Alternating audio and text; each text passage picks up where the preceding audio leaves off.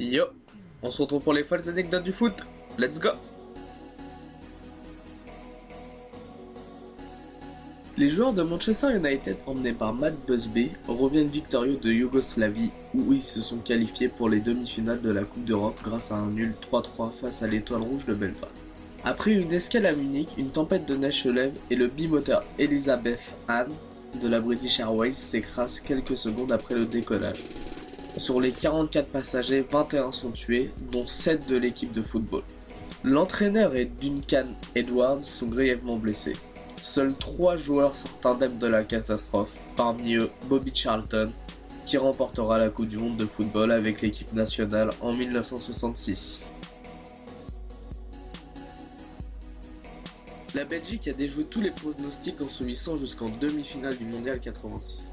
Le conte de fées avait commencé un an auparavant lorsque George Groen éjecta les Pays-Bas d'un coup de tête magnifique. Malgré un départ raté, défaite de 1 contre le Mexique, les Diables Rouges se qualifient par la petite porte en s'imposant contre l'Irak et en obtenant le nul contre le Paraguay.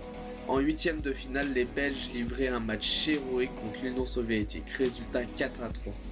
Après cette prestation historique, les Diables Rouges poursuivaient sur leur lancée en éliminant l'Espagne au pénalty. Mais en demi-finale, la Belgique a subi la loi de plus fort contre l'impériale Argentine de Diego Maradona.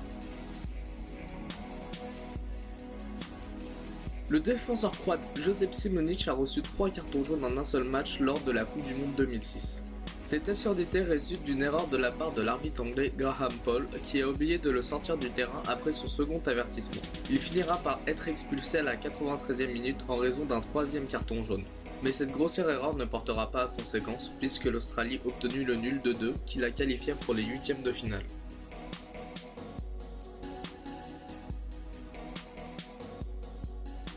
Lors de la Coupe du Monde 1990 en Italie, les Pays-Bas affrontent leur meilleur ennemi, l'Allemagne, en huitième de finale. Frankie Rijkaard crache à plusieurs reprises sur l'Allemand Rudi Völler. Lors d'un coup franc, Völler plonge dans la surface de réparation pour éviter le gardien néerlandais. Croyant que l'attaquant allemand avait simulé, Rijkaard se rue sur Völler, lui tord l'oreille avant de lui cracher dessus une deuxième fois. L'arbitre expulsera les deux protagonistes. Mais les deux hommes n'ont pas voulu en rester là et se sont réconciliés autour d'un petit déjeuner. 10,8. C'est le temps en secondes qu'il a fallu au Turc Hakan Şükür pour inscrire le but le plus rapide de l'histoire de la Coupe du Monde. C'était en 2002 contre la Corée du Sud. So Daegu is ready for an emotional farewell to the Korean team who play in this third place playoff.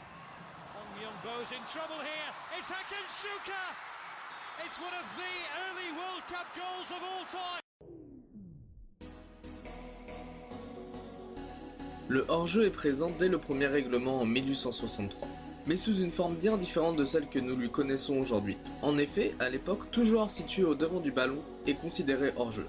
Dans ces conditions, les premiers entraîneurs alignaient fréquemment jusqu'à 8 attaquants car la seule manière d'avancer vers le but consistait à dribbler ou à pratiquer la mêlée comme au rugby. À la fin des années 1860, la FA prend une décision qui va révolutionner le football en établissant la règle dite du troisième joueur. Pour ne pas être hors jeu, un attaquant doit désormais avoir au moins 3 défenseurs devant lui.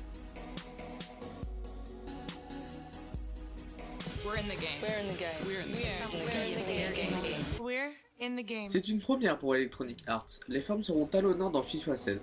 Pour la sortie du prochain opus en Amérique du Nord et au Canada, Alex Morgan et Christine Sinclair ont été désignés pour figurer sur la jaquette aux côtés de Lionel Messi.